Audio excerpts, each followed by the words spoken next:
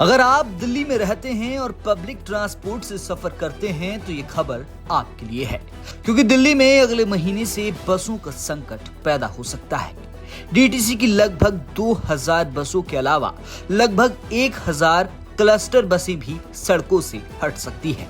ऐसे में अगर नई बसें नहीं आई तो दिल्ली में बस यात्रियों के लिए कई दिक्कतें बढ़ सकती हैं। फिलहाल मौजूदा स्थिति को भांपते हुए दिल्ली सरकार अगले सप्ताह नए बस ऑपरेटरों से बातचीत करने जा रही है, ताकि पता लगाया जा सके कि नई बसें कब तक आएंगी।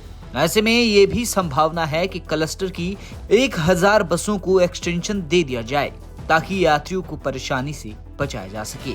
सरकारी सूत्रों के मुताबिक टीटीसी की 1932 बसों की लाइफ इसी महीने के अंत में खत्म होने वाली है, यानी 15 साल पूरे होने के बाद टीटीसी की बसें सड़कों से हटानी ही पड़ेंगी। लेकिन क्लस्टर की जिन 1000 बसों का कॉन्ट्रैक्ट खत्म होने जा रहा है, उन बसों की अभी लगभग 4 वर्ष की लाइफ है। यानी इन बसों का डिम्स के साथ कॉन्ट्रैक्ट तो खत्म हो रहा है, लेकिन बसों की लाइफ अभी बची हुई है। इनमें से 124 बसें दिलशाद गार्डन, 238 बसें राजघाट, 306 बसें कैर और 290 बसें ओखला व दिचाऊ कला डिपो की हैं। इन बसों के लिए अलग अलग कॉन्ट्रैक्टर हैं, लेकिन अगर ये बसें हटती हैं तो इसका असर यमुना पार के अलावा देहात के इलाकों पर भी पड़ेगा। यहाँ पहले से ही बसों की कमी है। ऐसे में अगर ये बसें हट जाती हैं तो ग्रामीण क्षेत्रों में रहने वाले लोगों की दिक्कत अधिक बढ़ जाएगी। सूत्रों का कहना है कि क्लस्टर की जिन लगभग 1000 बसों का कॉन्ट्रैक्ट खत्म हो रहा है, उनकी जगह नई बसें लाने के लिए पहले ही कॉन्ट्रैक्ट किया जा चुका है। अब इनकी जगह नई इलेक्ट्रिक बसें आनी हैं, लेकिन बसों की सप्लाई में हो रही देरी की वजह से वे बसें अभी तक नहीं आ पाई हैं। ऑटोमोबाइल सेक्टर से जुड़े लोगों का कहना है कि इस वक्त देश भर से इलेक्ट्रिक बसों की डिमांड है। ऐसे में मैन्युफैक्चरर्स को इन बसों की डिमांड पूरी करने में कुछ वक्त लगेगा।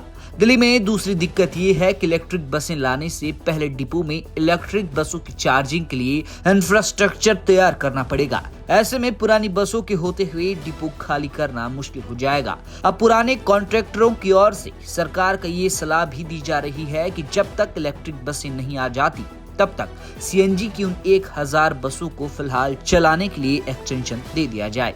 कॉन्ट्रैक्टर्स का ये भी कहना है कि जब डीटीसी की सीएनजी बसें दिल्ली में 15 साल चल सकती हैं, तो फिर क्लस्टर की बसों को 15 साल चलाने में कोई कानूनी अड़चन नहीं है। ट्रांसपोर्ट विभाग के सूत्रों का कहना है कि इसी हफ्ते सरकार सभी पक्षों से बातचीत करने जा रही है। इनमें इलेक्ट्रिक बसें लाने वाले नए कॉन्ट्रैक्टर भी शामिल हैं, ताकि पता लगाया जा सके कि नई बसें आने में अभी कितना वक्त लगने जा रहा है। सरकार उनके जवाब के आधार पर ही आगे के लिए फैसला ले सकती है।